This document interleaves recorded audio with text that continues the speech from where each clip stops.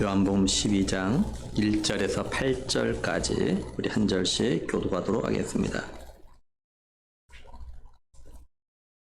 요한복음 12장 1절에서 8절, 제가 먼저 1절 읽겠습니다. 유월절 예수의 전에 예수께서 베다니에 이르시니 이곳은 예수께서 죽은 자 가운데서 살리신 나사로가 있는 곳이라.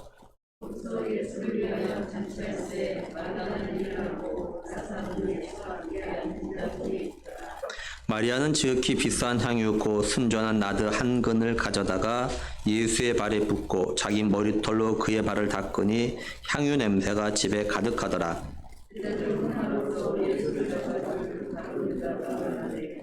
이 향유를 어찌하여 300데나리온에 팔아 가난한 자들에게 주지 아니하였느냐 하니,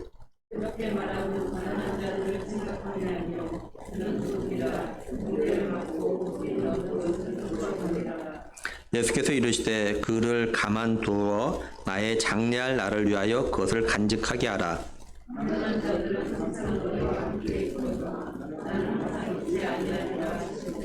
아멘. 예. 예수님께서 죽은 나사로를 갖다가 살리셨다라는 소리를 들은 바리새인과 대제사장들이 모여서 공의를 했습니다.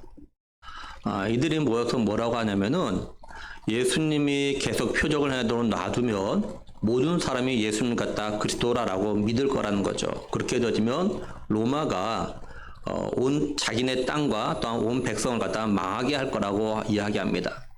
근데 이때 그의 대제사장인 가야바가 뭐라고 하냐면 한 사람이 백성을 위해서 죽으면 온 백성이 온 민족이 망하지 않게 될 거라 이렇게 이야기합니다. 이 말은 결국 예수님을 갖다 죽여야 한다 이 말 갖다 하고 있는 거예요.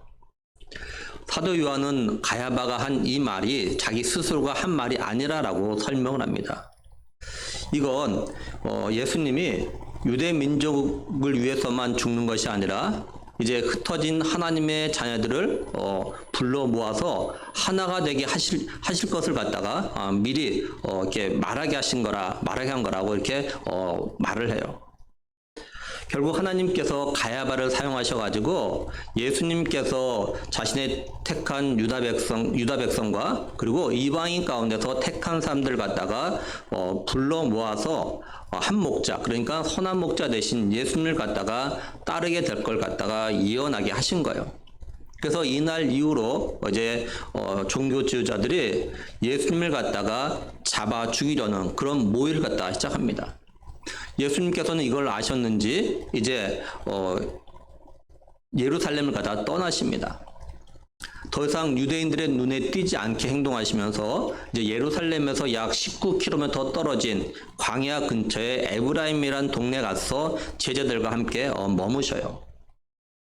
이제 유대인의 명절인 유월절이 다가옵니다.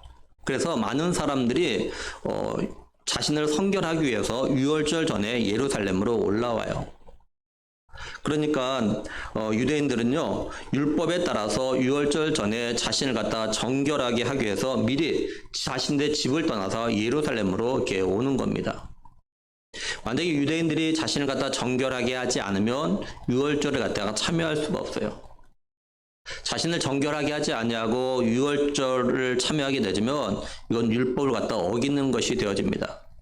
역대하 30장 17절 18절 보면요, 회중 가운데 많은 사람이 자신들을 성결하게 하지 못하였으므로 레위 사람들이 모든 부정한 사람을 위하여 유월절 양을 잡아 그들로 여호와 앞에서 성결하게 하였으나 에브라임과 므낫세와 이스라엘과 스불론의 많은 무리는 자기들을 깨끗하게 하지 아니하고 유월절 양을 먹어 기록한 규례를 어긴지라.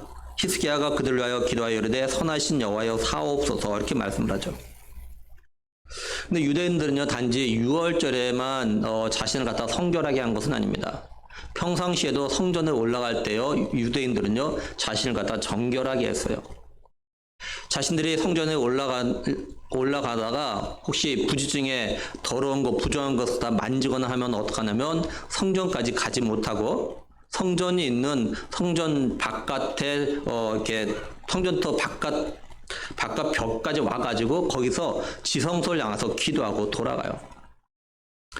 이 성전터 바깥 벽이 어디냐면 우리가 많이 알고 있는 통곡의 벽입니다. 그러니까 자신들이 하나님 앞에 성전에 와서 기도하러 올라오다가 뭐 또 혹시 부지 중에 뭔가 부정한 거, 예를 들면 죽은 시체나 뭐 이런 거 맞았다면 성령까지 가지 못하고 통곡의 벽에 와서 지성소를 향해서 기도하고 돌아가곤 했다는 거죠. 그만큼 유대인들은 유월절 전에 자신들 갖다 정결하게 하는 그런 걸 갖다 참 잘 지켰던 겁니다. 이제 예루살렘에 온 유대인들이 많은 대화 가운데 중심 주제랄까요? 이 주제가 하나가 있는데 뭐냐면 과연 예수님께서 이 6월절에 성전에 예루살렘 성전에 왔을까? 이것이 이들의 하나의 대화의 주제였습니다. 요한복음 11장 56절 보면 그들이 예수를 찾으며 성전에 서서 서로 말하되 너희 생각은 어떠하냐? 그가 명절에 오지 아니하겠냐 하니 이렇게 말씀을 하죠. 유대인들이 예수님을 찾으며 서로 이런 이야기를 갖다가 한 이유가 뭐냐면 그 앞에 요한복음 11장 57절에 보면 이는 대제사장들과 바리새인들이 누구든지 예수 있는 곳을 알거든 신고하여 잡게 하라 명령하였음이로라 이렇게 말씀을 해요. 그러니까 종교 지도자들이 이미 예수님이 어디에 계신지 알면 신고하라는 겁니다. 잡을 수 있도록 그래서 이미 명령을 내렸어요. 그러니까 지금 예루살렘에서는요. 종교 지도자들과 유대인들이 예수님을 잡으려고 지금 혈안이 되어 있는 상황입니다. 이런 때 그러면 예수님은 어디에서 뭘 하고 계셨을까요? 오늘 말씀 1절을 보면요. 6월절 엿새 전에 예수께서 베다니에 이르시니 이곳은 예수께서 죽은 자 가운데 살리신 나사로가 있는 곳이라 이렇게 말씀을 해요. 그러니까 예수님은요. 예루살렘에서 약 19km 정도 떨어진 에브람이라는 동네에서 이제 예루살렘에서 약 3km 떨어진 이 베다니로 이렇게 오신 겁니다. 베다니에는 누가 있냐면 죽은 자 가운데서 살리신 예수님께서 죽은 자 가운데 살리신 나사로가 살고 있는 곳이 이 베다니예요. 여기서 주목할 건요. 6월절 엿새 전 이 말입니다. 사도 요한은 일부러 6월절 엿새 전을 갖다 강조하기 위해서 지금 문장 맨 앞에 좀 6월절 엿새 전이라는 말 갖다 두고 있는 거예요. 6월절 엿새 전에 이걸 갖다 왜 강조하냐면 이제 예수님께서 6월절에 겪으실 일을 갖다 말하기 위해서 지금 저렇게 강조해주고 있는 겁니다. 사도 요한은 요한복음에서 기록하지 않았지만요. 공관복음을 보면 예수님께서 이제 에브라임에서 베다니에 오시기까지 그 시간 동안에 했던 일들을 갖다 쭉 기록을 해주고 있어요. 예수님께서 그 시간 동안에 뭘 하고 계셨냐면은 이혼의 문제에 대해서 이야기를 하셨고 또 예수님의 제자들은 어린아이들이 예수님께 오는 걸 갖다가 오지 못하게 막았는데 예수님 오히려 어린아이를 갖다 안고 안수해 주시면서 천국이 이런 아이들의 것이다 이런 말씀하셨어요. 또 어떤 사람이 예수님께 와가지고 내가 어떻게 영생을 얻을 수 있냐라고 이렇게 묻죠. 그때 예수님께서 너의 소유를 갖다 다 팔아서 가난한 사람들 나눠주라 그러면은 하늘에 네 부호가 있을 거다. 그러고 나서 너 나를 따라 이렇게 이야기하시죠. 근데 이 사람은 부자였기 때문에 근심하면서 그냥 돌아가요. 다시 말해서 예수님 갖다가 더 이상 따르지 않았다는 거죠. 그리고 예수님께서는요, 이제 제자들에게 자신의 고난, 죽음, 부활에 대해서 세 번째로 이렇게 또 이야기를 하십니다.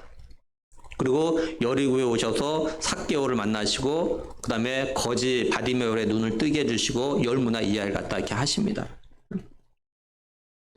예수님께서 이런 말씀과 이런 사회를 갖다가 하시고 이제 베다니에 오셨어요. 근데 예수님께서 베다니에 오시자 베다니에서 어떤 일이 생기냐면요. 2절 말씀 보면은 거기서 예수를 위하여 잔치할세 이렇게 말씀을 해요. 예수님을 위한 잔치가 베다니에서 이루어졌는데 사도 요한은 어느 집인지 정확하게 기록하지 않고 있어요. 근데 병행구인 마가복음 14장 3절에 보면 예수께서 베다니 나병 환자 시몬의 집에서 식사하실 때 이렇게 말씀합니다. 그러니까 베다니에 있는 시몬의 집에서 예수님을 위해서 잔치가 벌어진 겁니다. 이 잔치집에서 마르다는 예수님을 위해서 아마 음식을 다 준비하고 있었던 것 같습니다. 그리고 나사로는 예수님과 함께 온 사람들 사이에 껴서 지금 같이 앉아 있어요. 근데 이때 마리아가 어떡하냐? 3절에 보면 마리아는 지극히 비싼 향유 곧 순전한 나드 한 근을 가져다가 예수의 발에 붓고 자기 머리털로 그 발을 닦으니 향유 냄새가 집에 가득하더라 이렇게 말씀합니다. 마리아는 매우 비싼 향유 순전 나드 한 근을 가져와 가지고 예수님의 발에 부어요. 그러고 나서 자신의 머리털로 그 발을 갖다 닦습니다. 그자 나드 향유 냄새가 온 집안에 가득했다 이렇게 말씀을 해요. 나드 향유가 얼마나 비쌌기에 지극히 비싼 향유라고 하냐. 4절 5절 보면은 제자 중 하나로서 예수를 잡아줄 가룟 유다가 말하되 이 향유를 어찌하여 300 데나리온에 팔아 가난한 자들에게 주지 아니하였냐 하니 이렇게 말씀을 해요. 나드꽃이 어떻게 생겼냐면요. 나드꽃이 저렇게 생겼습니다. 저게 나드꽃입니다. 근데 나드 향유가 가격이 이렇게 300 데나리온 정도 이렇게 한다고 이야기하고 있어요. 가룟 유다가. 우리가 알다시피 당시 일꾼들의 하루 품삯이 얼마냐면 한 데나리온입니다. 그러니까 300 데나리온 한다라는 것은 이 당시에 일꾼들의 1년 품삯과 거의 맞먹는 그런 돈입니다. 그만큼 나드 향유가 이렇게 비쌌다라는 것이죠. 예수님께서 오병이어의 기적을 베푸실 때 예수님께서 빌립에게 이렇게 물으시죠. 우리가 어디에서 떡을 사가지고 이 사람들 갖다가 먹이겠느냐. 그자 빌립이 예수님께 이렇게 대답을 해요. 요한복음 6장 7절에 보면 빌립에 대답하되 각 사람으로 조금씩 받게 할지라도 200 데나리온의 떡이 부족하리다 이렇게 말씀을 해요. 그러니까 빌립이 볼 때 200 데나리온어치 떡을 사와도 지금 여기에 모여있는 사람들을 함께 식사를 하게 하는 것이 불가능하다는 거죠. 근데 그렇다면 300 데나리온 정도면은 그 정도 인원은 얼마나 가능하겠다는 거죠. 그러니까 300 데나리온이면 장정 5,000명이 함께 식사를 할 수 있는 그 정도의 돈이라는 것을 갖다가 알 수가 있어요. 그러니까 굉장히 이 나드 향유가 비싸다는 거죠. 그러니까 마리아는 이제 이처럼 귀한 나드 향유 한 건, 그러니까 약 340g을 갖다가 예수님의 발에 부은 겁니다. 한마디로 엄청난 양의 향유를 갖다가 부은 거예요. 다시 말해서 이 나드 향유 가지고 예수님의 발을 갖다가 그냥 닦으면서 씻은 것이 아니라 부어버려요. 그냥 아낌없이. 근데 병행구인 마태복음 26장 7절에 보면요. 한 여자가 매우 귀한 향유 한 옥합을 가지고 나와서 식사하시는 예수의 머리에 부으니, 그리고 마가복음 14장 3절에도 예수께서 베다니 나병 환자 시몬의 집에서 식사하실 때 한 여자가 매우 값진 향유 곧 순전 나드 한 옥합을 가지고 와서 그 옥합을 깨뜨려 예수의 머리에 부으니 이렇게 말씀을 하죠. 마태와 마가는 이 마리아가 향유를 갖다가 예수님의 머리에 부었다 이렇게 이야기합니다. 이 머리에 부은 이 향유가 흘러가지고 발까지 올 수 있겠죠. 근데 사도 요한은 그냥 마리아가 예수님의 발에 부었다 이렇게 말하고 있어요. 사도 요한은 지금요 예수님의 발에 초점을 갖다 맞추고 있는 겁니다. 사도 요한이 예수님의 발에 초점을 맞추는 이유가 있습니다. 마리아가 예수님의 발에 그렇게 비싼 향유를 갖다가 부음을 통해서 이제 예수님께서 엿새 후에 6월절에 죽음의 길을 갖다가 걸어가시게 되는데 이 걸음이 거룩한 걸음이 될 걸 갖다가 예고한 거라는 것을 갖다가 말하고자 하는 것이에요. 다시 말해서 나드 향유는요 왕에게 기름을 붓는 데 사용하는데 결국 마리아는 왕으로 이 땅에 오신 예수님이 자기 백성들을 그들에 대해서 구원하시기 위해서 거룩한 죽음의 길을 갖다가 걸어가실 걸 갖다가 예고한 거라고 본 겁니다. 그리고 마리아는 예수님의 발을 갖다가 자신의 머리털로 이렇게 닦아내요. 거친 자신의 손으로 닦아내는 것이 아니라 부드러운 자기의 머리털로 닦아내죠.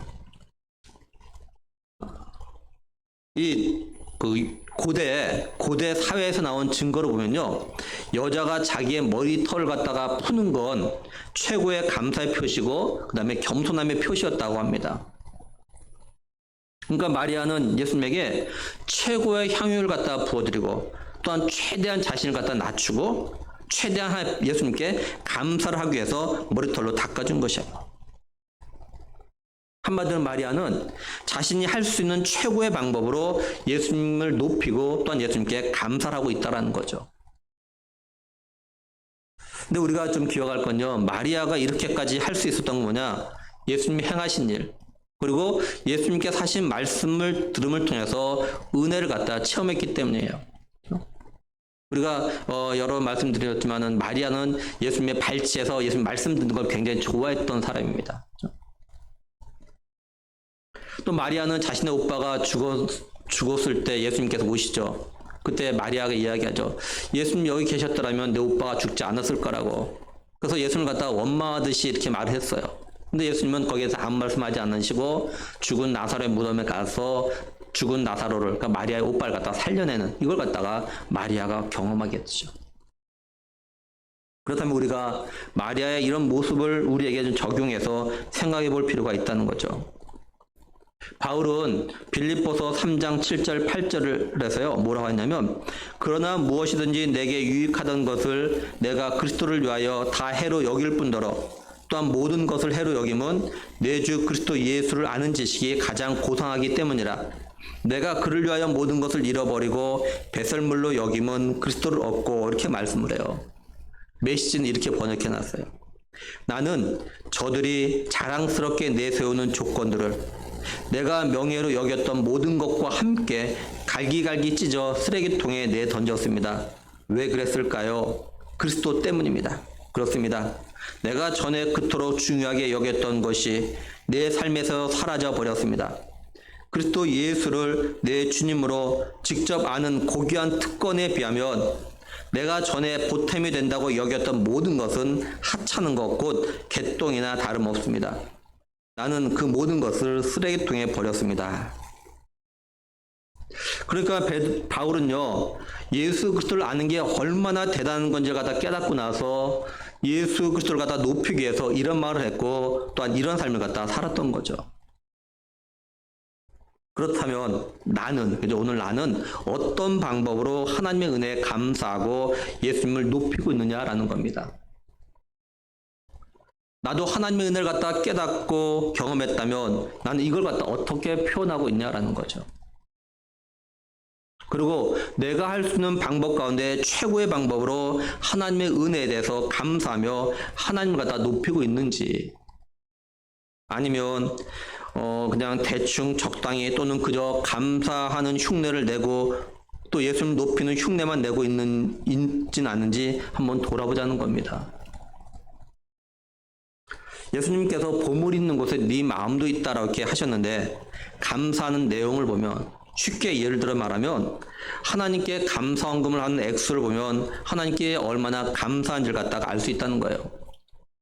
물론 항상 그럴 수는 없겠지만 정말로 자신이나 자신의 가정에 특별히 감사한 일이 생겼을 때 감사하는 거 보면 하나님의 은혜에 대해서 정말로 감사하는 건지 아니면 감사를 흉내내는 건지를 갖다가 알 수 있다는 거죠.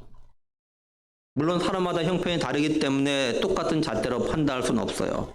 근데 분명한 거는 보물이 있는 곳에 마음이 있다는 겁니다. 그리고 이건요, 누구보다도 자신과 하나님이 아셔요. 정말로 내가 감사하는 마음을 담아가지고 이렇게 감사하는 건지 아니면 감사하는 흉내를 내는 건지는요, 우리 자신과 하나님이 아시죠. 제가 가끔 우리 성도들이나 청년들이 헌금하는 걸 보고 놀랄 때가 있어요. 어떤 분은 정말 어려운 가운데서도 최선을 다해서 헌금을 하셔요.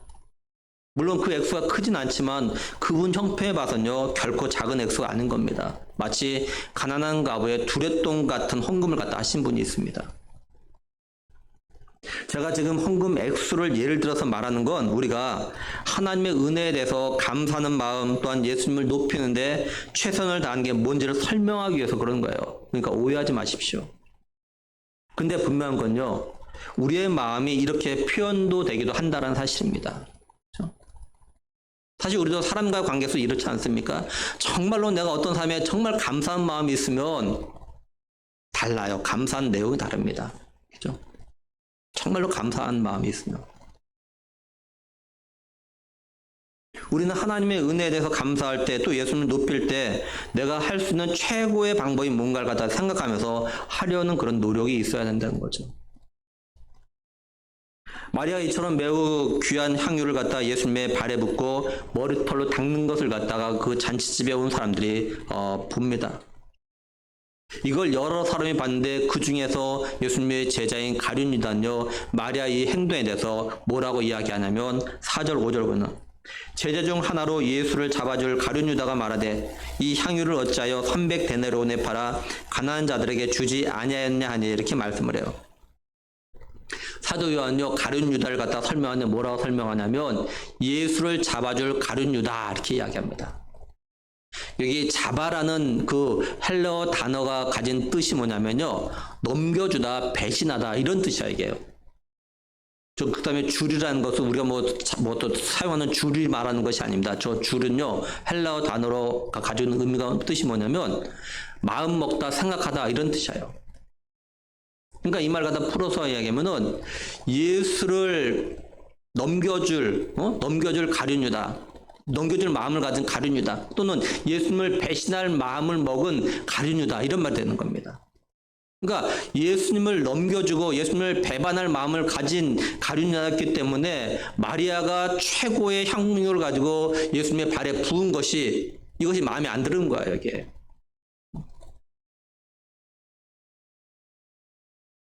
그래서 5절에 이 향유를 어찌하여 300데나리온에 팔아 가난한 자에게 주지 아니하느냐 이렇게 말한 겁니다. 이걸 공동번역 개정판은요. 이 향유를 팔았더라면 300데나리온은 받았을 것이고 그 돈을 가난한 사람들에게 나누어 줄 수 있었을 터인데 이게 무슨 짓인가 하고 투덜거렸다. 이렇게 번역됐어요. 근데 마태나 마가는요. 가룟유다만 그런 것이 아니라 몇몇 제자도 이렇게 했음을 갖다 이야기합니다. 마태복음 26장 8절 9절 보면 제자들이 보고 분개하여 이르되 무슨 의도로 이것을 허비하느냐, 이것을 비싼 값에 팔아 가난한 자들에게 줄 수 있었겠도다 하거늘. 또 마가복음 14장 4절 5절에 어떤 사람들이 화내어 서로 말하되 어찌하여 이 향유를 허비하는가, 이 향유를 300데나리온 이상에 팔아 가난한 자들에게 줄 수 있었겠다며 그 여자를 책망한지라 이렇게 말씀을 해요. 그렇다면 사도 요한은요 마태나 마가와 다르게 왜 가룟유다만 말한 걸로 기록했을까요? 그건 정확히 알 수 없지만 아마도 가룟유다가 다른 제자들로 하여금 마리아의 한 행동에 대해서 나쁘게 생각하도록 충동하고 자극했기 때문에, 선동했기 때문에 그런 것으로 보입니다. 그렇죠? 이와 비슷한 예가 고라의 반역을 들 수 있어요. 민수기 16장 1절 보면 레이의 증손 고라의 손자 이스라엘의 아들 고라와 루벤 자손 엘리압의 아들 다단과 아비람과 벨렛의 아들 온이 당을 짓고 이렇게 말씀을 해요. 세 번역은요. 이스라엘의 아들 고라가 반기를 들었다. 고라가 반기를 들었다. 그는 고앗의 손자이며 레이의 증손이다. 엘리압의 아들인 다단과 아비람 그리고 루벤의 손자이며 벨렛의 아들인 온도 고라와 합세하였다. 이렇게 번역했어요. 그러니까 고라가 주동이 된 거야, 주동. 가지고 막 자극한 거죠. 충동질한 거. 그러니까 사람들이 같이 합세해요.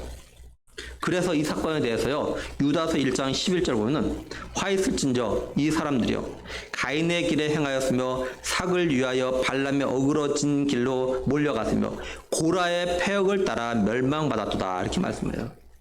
고라의 패역을 따라. 이처럼 어떤 공동체든지 간에요 죄된 일을 갖다 선도하는 사람이 있습니다. 다시 말해서 예수님의 제자들임에도 불구하고, 그리고 하나님의 택한 이스라엘 백성들임에도 불구하고, 그리고 하나님께 제사 드리는 일을 갖다 숙정도는 레인임에도 불구하고 잘못된 일을 갖다 선동하는 사람들이 있다는 거죠. 근데 문제는 이런 죄된 일의 선동에 따라서 동조하는 제자들, 백성들 또한 성도들이 있다는 거예요. 이처럼 죄된 일을 갖다 선동하고 동조한 일로 인해서 본인은 물론이고 공동체가 힘들어집니다. 히브리서 12장 15절 보면 너희는 하나님의 은혜에 이르지 못하는 자가 없도록 하고 또 쓴뿌리가 나서 괴롭게 하여 많은 사람이 이로 말미암아 더럽게 되지 않게 하며 이렇게 말씀을 해요. 공동번역 개정판은요.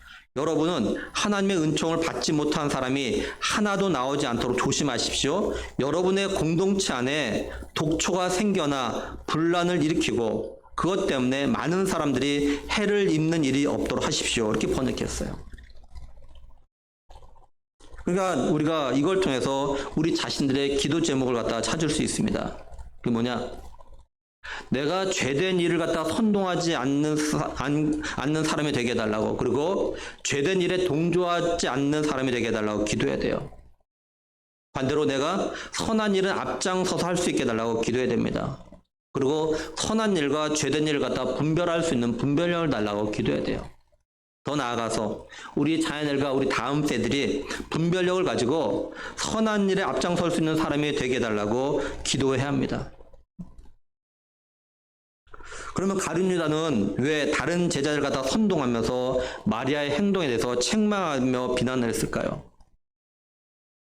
6절에 보면 이렇게 말함은 가난한 자들을 생각함이 아니요 그는 도둑이라 동궤를 막고 거기 넣는 것을 훔쳐가미러라 이렇게 말씀을 해요. 사도 요한은요 가룟 유다가 마리아에게 향유를 팔아서 가난한 자들에게 왜 주지 않냐고 말한 거는 가룟 유다가 결코 가난한 사람들과 생각해서 그런 것이 아니라는 겁니다. 겉으로는 가난한 사람을 갖다 생각하는 것처럼 말했지만 실제 가룟 유다의 마음은 다른 의도가 있었다는 것을 갖다 말하고 있는 거예요. 사실 이런 사람들 갖다 우리 주위에 볼 때가 있거든요. 마음속에 다른 의도를 가지고 있는데 겉으로 말하는 것은 다르게 말해요. 그렇죠? 왜 그러냐? 가룟 유다는 도둑이기 때문이라는 겁니다. 가룟 유다는 예수님과 제자들이 함께 활동하는 데 쓰는 그 경비, 돈꾀, 돈주머니, 이 공금을 갖다가 맡아서 가지고 있는 사람이에요. 근데 이 가룟 유다가 그 공금을 갖다가 자기 마음대로 빼가지고 자기 마음대로 썼다라는 것이죠. 여기 훔쳐가미라라는 그 헬라어 단어가 시제가요 미완료 능동태로 되어져 있어요. 이게 무슨 말이냐면요 가룟 유다 스스로가 누가 시켜서 아니야 자기 스스로가 이 공금, 헌금, 이 돈꾀에 있는 돈을 갖다가 자기 마음대로 뺐다는 겁니다. 근데 이게 과거에 그랬는데 지금도 계속해서 하고 있다는 것이에요. 자신이 그 공금을 갖다가 횡령하는 것을 갖다가 다른 제자들이 알고 있는데도 불구하고 아직도 지금까지 계속해서 그런 일 갖다 하고 있다는 겁니다. 그걸 갖다 말하겠죠. 저기 미완료로 되어져 있어요. 그렇다면 예수님도 분명히 가룟 유다가 돈꾀, 돈주머니, 돈을 훔쳐가보는 걸 갖다가 아실 겁니다. 그런데 예수님은요 이거에 대해서 가룟 유다에게 또한 제자들에게 아무 말씀도 하지 않으셔요. 그리고 계속해서 가룟 유다에게 이 돈꾀를 갖다가 맡기십니다. 예수님의 제자들 가운데는요 누가 있냐면요 세리 마태가 있어요. 다시 말해서 돈 셈을 갖다가 잘하는 마태가 있어요. 그런데 불구하고 예수님은요 계속해서 가룟 유다에게 돈꾀를 갖다가 맡기고 계시다라는 거죠. 그 이유가 뭘까요?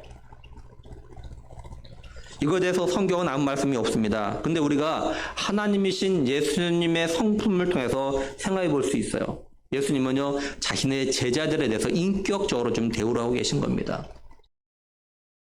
우리가 믿고 있는 삼위일체 하나님은요 우리 자신의 형상을 따라서 지은 우리 사람들에 대해서 굉장히 인격적이셔요.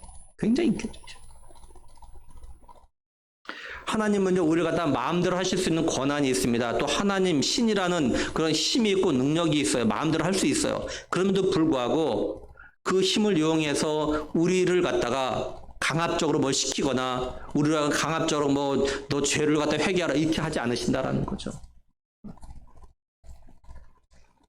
하나님은 하나님 베푸신 은혜와 사랑을 갖다 우리들이 경험하고 깨달아 알아서 스스로 회개하고 스스로 하나님 말씀에 순종의 삶을 살게 했다가 바라시고 계시다라는 것이에요.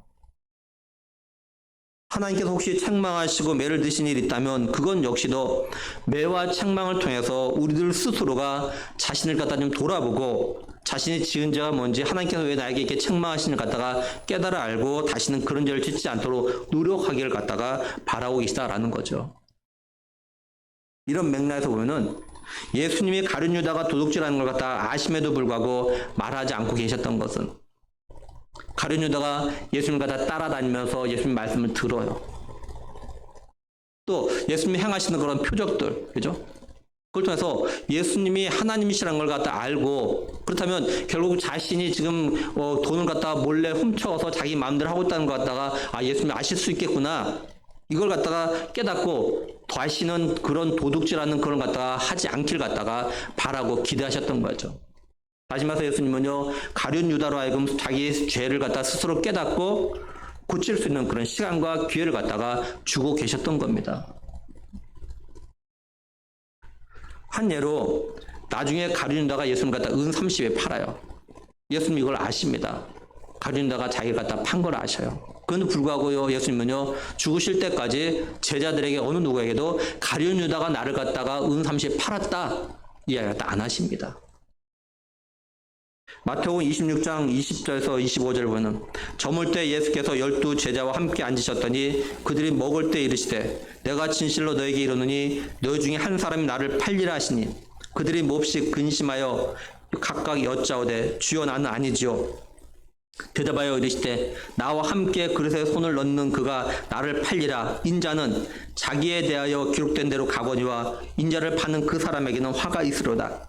그 사람은 차라리 태어나지 아니하였다면 제게 좋을 뻔하니라. 예수를 파는 유다가 대답하여 이르되 랍비여 나는 아니지요. 대답하시되 네가 말하였도다 하시니라. 이렇게 말씀을 해요. 예수님께서 제자들과 함께 십자가 지시기 전에 마지막 성만찬 때 하셨던 이 말씀들입니다. 분명히 예수님은요 말씀하셔요. 너희 중에서 나를 하는 팔 사람이 있다. 그러니까 알고 있다는 소리죠, 예수님이. 그렇죠? 그렇다면 가룟 유다는 자신이 예수님 갖다 팔려고 있다는 것을 갖다가 예수님이 알고 계시다는 걸 알고 뉘우쳐야 되는데 가룟 유다는 어떡하냐, 뻔뻔하게 나는 아니죠 이렇게 말하고 있는 거죠. 나는 아니죠. 예수님이 이런 가룟 유다가 불쌍해서, 그죠? 나는 기록된 대로 가거냐. 다시 말해서 예수님 자신은 기록된 대로 십자가에서 피 흘려 죽게 되지만 나를 판 그 사람은 화가 미칠 거다. 그 사람은 차라리 태어나지 않았다면 자신에게 정말 더 좋았을 텐데 이렇게 말씀하셔요. 그렇다면 이걸 오늘 우리에게 적용해서 생각해 보면 하나님께서는요 우리가 하는 잘못들, 죄들에 대해서 다 알고 계십니다. 또 우리가 하나님께서 우리에게 맡기신 어떤 물질이나 어떤 그 건강 이런 것 갖다가 하나님 뜻대로 사용하지 않냐고 내가 하고 싶은 대로 내 마음대로 낭비하는 삶을 살아가도 내버려 두시고 계셔. 그 이유가 뭘까라는 거죠. 그건 하나님께서 오늘 우리를 갖다가 인격적으로 대화하시기 때문에 그래요. 하나님은요 오늘 우리들도 스스로 깨닫고 우리의 죄를 갖다 회개하고 하나님 뜻대로 순종하며 살길 원하셔서 우리로 하여금 스스로 회개하고 고칠 수 있는 시간과 기회를 갖다가 계속 주고 계신 거예요. 몰라서 가만히 계신 것이 아닙니다. 만약에 하나님께서 우리를 갖다 비인격적으로 대화하시면 어떤 일이 생기는 건가? 우리가 죄를 지을 때마다, 우리가 하나님께 맡기신 물질이나 건강을 우리 마음대로 사용할 때마다, 우리가 죄를 고백할 때까지, 우리가 잘못을 고칠 때까지 계속해서 매를 드시고 계속해서 고통을 주시고 그러시는 거예요. 근데 하나님은 그렇게 하지 않고 계시잖아요. 그죠? 하나님 인격적이셔서 어떻게 사는 게 성도로서 올바른 삶인지, 또 뭐가 죄인지, 뭐가 잘못된 건지 이것만 말씀하셔요. 그걸 들은 우리가 스스로 깨닫고 고치고 새로운 삶, 순종의 삶을 살겠다가 바라고 계시다는 것 같다 우리가 꼭 기억을 해야 돼요. 가룟 유다가 마리아의 행동에 대해서 책망하듯이 말하자 예수님께서 뭐라고 하시냐. 7절 8절을 보면 예수께서 이르시되 그를 가만두어 나의 장례할 날을 위하여 그것을 간직하게 하라. 가난한 자들은 항상 너희와 함께 있거니와 나는 항상 있지 아니하리라 하시니라. 이렇게 말씀을 해요. 예수님은요 마리아가 그 엄청나게 비싼 향유를 갖다가 아까워하지 않냐고 부은 것에 대해서 이건 내 장례를 할 날을 갖다가 준비하는 거라 이렇게 말씀하셔요. 내 장례를 위한 거다. 바이든이 그린 그림 가운데요 헌신을 준비하는 막달라 마리아라는 그런 그림이 있습니다. 지금 마리아가 향유를 들고 있어요. 근데 슬픔에 가득 찬 얼굴로 눈물을 흘리고 있는 모습을 갖다 저렇게 표현한 겁니다. 이건 예수님의 고난을 갖다가 예고한 듯한 슬픔의 빛을 갖다가 감도는 그런 모습을 갖다가 그린 거예요, 저게. 예수님은 마리아가 자신의 장례를 준비하는 마음으로 향유를 부었으니까 마리아가 한 행동에 대해서 뭐라고 하지 말라고 하셔요. 다시 말해서 가룟 유다를 비롯한 제자들은 마리아가 귀한 향유를 갖다가 허비하고 있다고 말했지만 예수님은요 그건 허비한 것이 아니라라고 이렇게 말씀하시고 계신 거예요. 왜냐? 마리아는 예수님의 장례를 위해서 그 비싼 향유를 갖다 부었기 때문이에요. 다시 말해서 마리아가 그 비싼 낮은 향유를 부었지만 예수님은 예수님을 위한 거이기 때문에 허비한 게 아니라라고 말씀하고 계신 겁니다.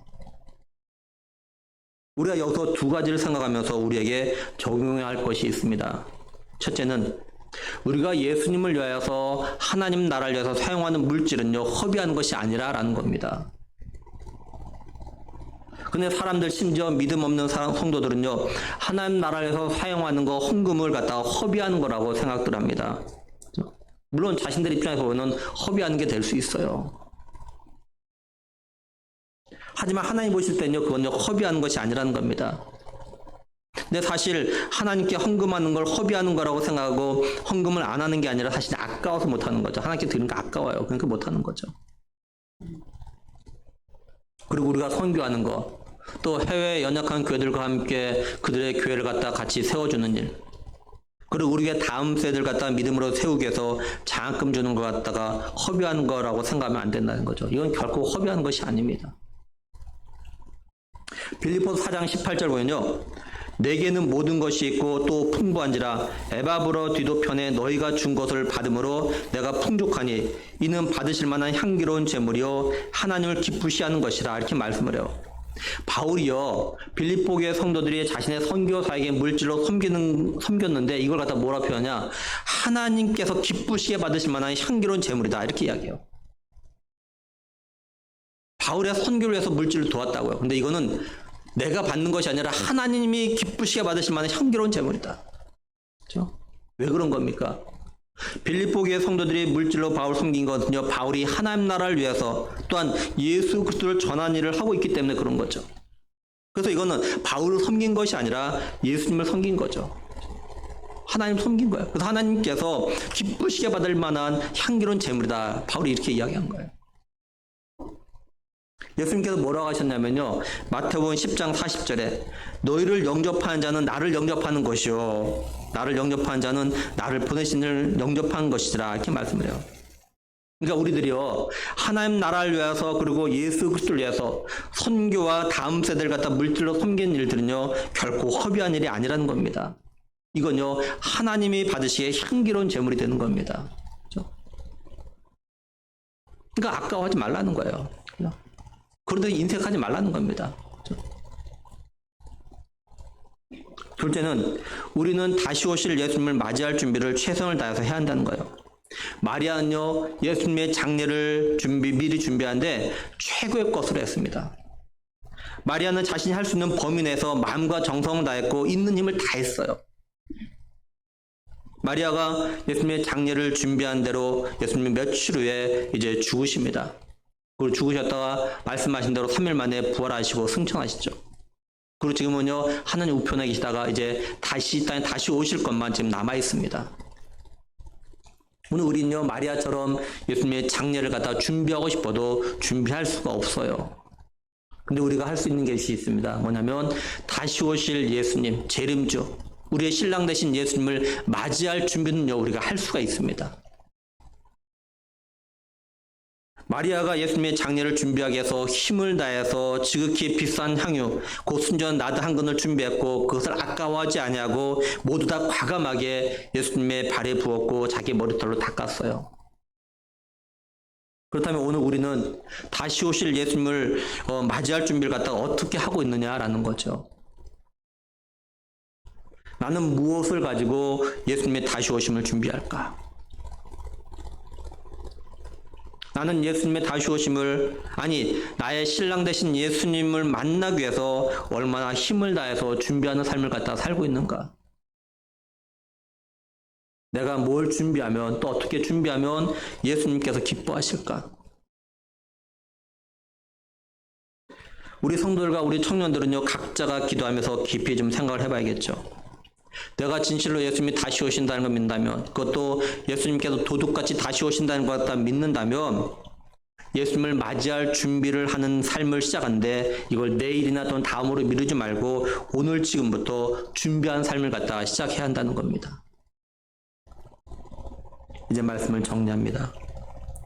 6월절 엿새 전에 예수님께서 죽었던 나사로를 살리신 그 베다니에 오셨어요. 이 베다니에 왔더니 어떤 일이 벌어지냐면 예수님을 위한 잔치가 벌어집니다. 근데 이때 놀라운 일이 벌어져요. 아무도 상상하지 못했던 일이 벌어집니다. 그게 뭐냐면 마리아가 아주 비싼 나드 향유를 갖다가 예수님의 발에 붓는, 그리고 자기 머리털을 닦는, 정말 아무도 상상하지 못했던 그런 일을 갖다가 한 거예요. 마리아는 당시 일용직 근로자들이 받는 그 1년 품삯게 되는 이 나두향을 갖다가 아낌없이 예수님의 발에 부은 거죠. 근데 이걸 본 제자들 가운데 가룟 유다는 이걸 팔아가지고 왜 가난한 사람들이 나눠주지 않냐라고 오히려 마리아를 갖다 책망해요. 가룟 유다가 정말로 가난한 사람을 갖다가 생각해서 그런 것이 아니에요. 가룟 유다는 도둑이었습니다. 공금을 갖다 마음대로 빼서 쓰는 그런 나쁜 사람이에요. 그러니까 지금 안타까운 거는 그 돈을 갖다가 나한테 맡겼다면 내가 더 마음껏 빼서 쓸 텐데 그 못한 것이 아쉬운 거예요. 뭔 아쉬운 거예요.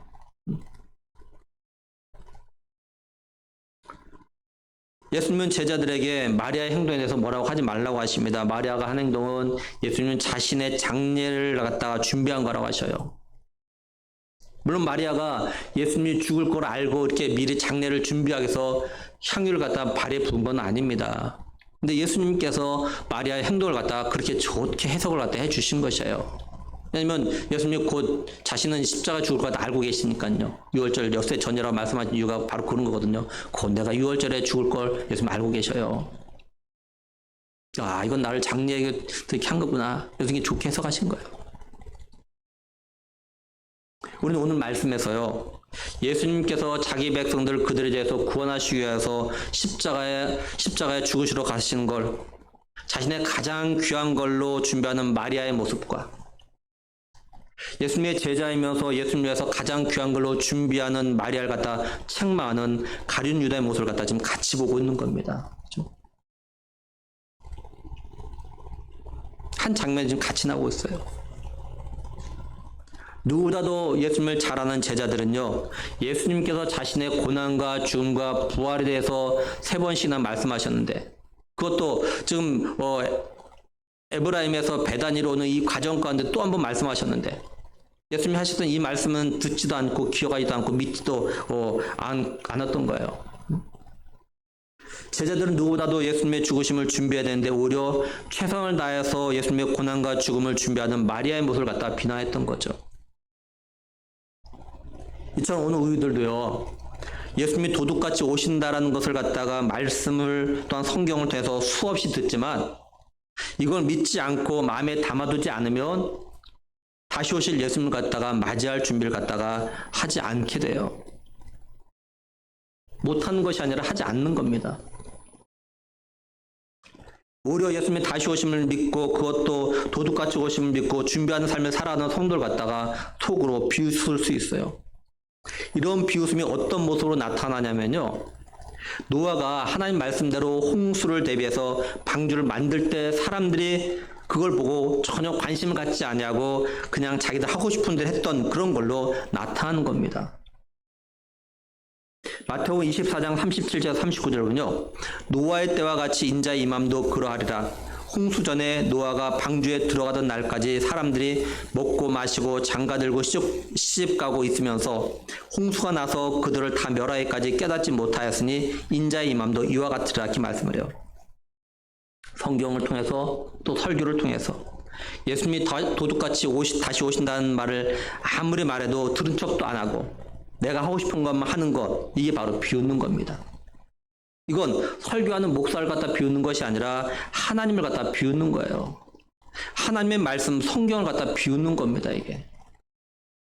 예수님이 도둑같이 오신다고 그렇게 말하는데 불구하고 들은 척도 안 하는 거, 이게 비웃는 거죠, 이게. 그죠? 근데 이런 모습이 세상에서 일어나는 것이 아니라 교회 안에서 하나님께 예배를 드리는 곳에서 예수를 믿는다고 하는 사람들에게서 일어나고 있다는 거죠. 교회 다니는 사람들, 자신 예수를 믿는다고 하는 사람들, 그리고 오늘 우리들이 어쩌면 노아 시대 사람들처럼 홍수를 준비하며 방주를 만든 노아를 보면서도 다시 말해서 예수님이 도둑같이 오신다는 말씀을 갖다 믿고 준비한 삶을 살아가는 성도를 보면서도 예수님이 도둑같이 다시 오신다는 것 갖다 믿지 않고 준비한 삶도 살지 아니하고 육적으로 자신들만을 위해서 자기가 하고 싶은 것만 위해서 살아가고 있다는 거죠. 다시 한번 우리 자신들에게 여러분 스스로 한번 물어보세요. 내가 지금 노아 시대의 사람들처럼 살고 있는 건 아닌가? 예수님이 도둑같이 다시 오신다는 것 갖다가 믿고 준비한 삶을 갖다가 살아가고 있는 성도인가? 아니면 설마 하면서 콧방귀 뀌고 이렇게 말하는 걸 갖다 속으로 비웃으며 살아가고 있는 건 아닌가? 우리는 다시 한번 나는 진실로 예수님이 다시 오신다는 걸 믿고 있는 걸 갖다 좀 돌아보고, 예수님이 다시 오신다라고 성경에서 말씀하고 있으니까 이걸 갖다 꼭 믿어야 돼요. 그리고 다시 오실 예수님을 맞이하기 위해서 내가 할 수 있는 최선의 헌신의 삶과 준비한 삶을 갖다 우리가 지금부터라도 살아가야 합니다.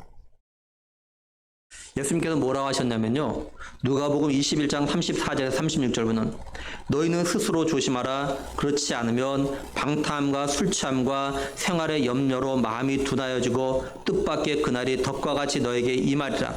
이날은 온 지구상에 거하는 모든 사람에게 임하리라. 이러므로 너희는 장차 올 이 모든 일을 능히 피하고 인자 앞에 서도록 항상 기도하며 깨어 있으라 하시니라. 이렇게 말씀을 해요. 항상 깨어 기도해라. 그리고 요한계시록 16장 15절에도요. 보라 내가 도둑같이 오리니, 내가 도둑같이 오리니 누구든지 깨어 자기 옷을 직접 벌거벗고 다니지 아니하며 자기의 부끄러움을 보이지 않은 자는 복이 있도다. 이렇게 말씀을 해요.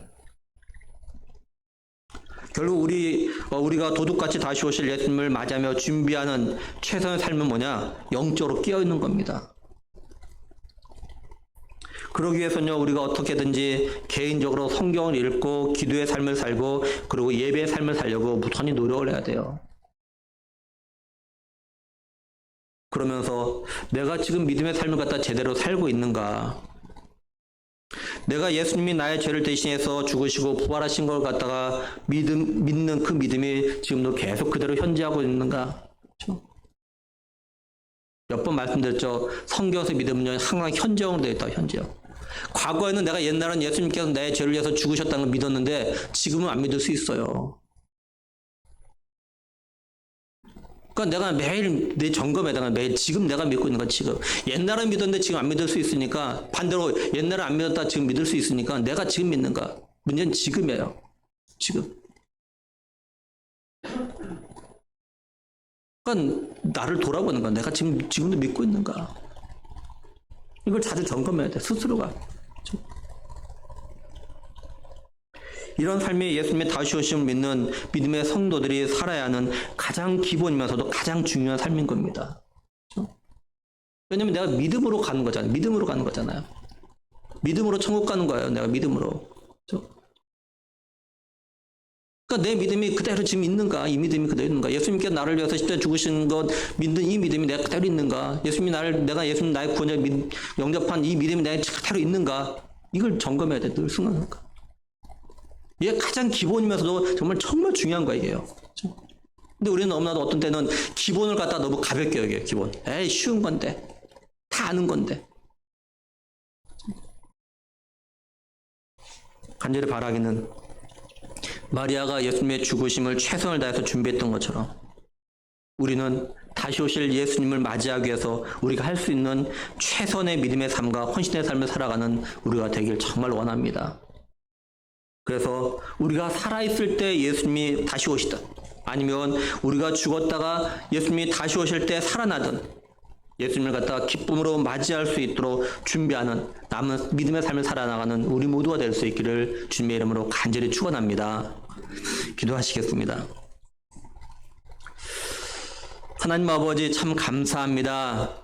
우리에게 믿음 주시고 우리로 하여금 예수 그리스도를 나의 구원자로 믿고 그 주님을 바라보면서 저 영원 천국을 소망하면서 살아갈 수 있는 은혜를 주신 것 감사함을 드립니다. 아버지 하나님, 우리에게 주신 이 믿음 변치 않게 하시고 또한 하나님 예수님께서 내가 도둑같이 다시 오겠다 그렇게 수없이 말씀하셨던 그 말씀을 꼭 우리 마음에 꼭 새기게 하시고 우리가 마리아처럼 예수님의 장례를 준비할 수는 없지만 나를 위해서 다시 오실 예수님, 나와 함께 저 영원한 천국에서 영원토록 살기 위해서 다시 오실 그 예수님, 나의 신랑 되신 예수님을 맞이할 준비는 얼마든지 할 수 있음을 기억하면서 내가 다시 오실 예수님을 맞이하기 위해서 내가 할 수 있는 최선의 방법이 무엇인지, 최고의 방법이 무엇인지 하나님 생각하면서 그런 삶을 살다가 다시 오실 예수님 맞이할 수 있는 우리 모두가 될 수 있도록 은혜 주실 간절히 원하옵고 우리 주 예수 그리스도의 이름으로 기도드리옵나이다. 아멘.